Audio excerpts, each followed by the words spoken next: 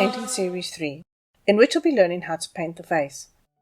We're going to be starting the series by breaking down the face into individual features, such as the nose and mouth, the ears and the eyes, so that you can learn the specifics of each part, which will make it easier to then put the whole face together.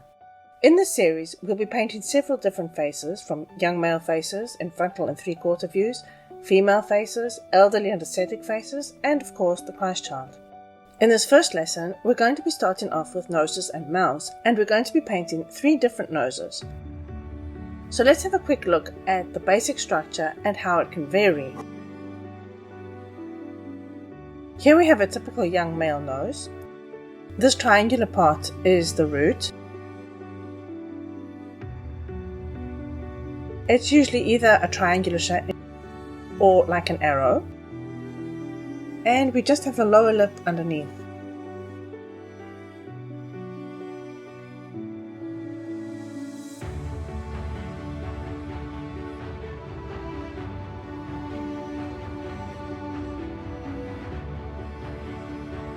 The line of the mouth.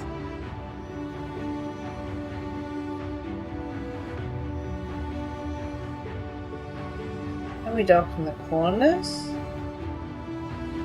Gently. It doesn't matter if at first it seems very transparent, we're going to build it up.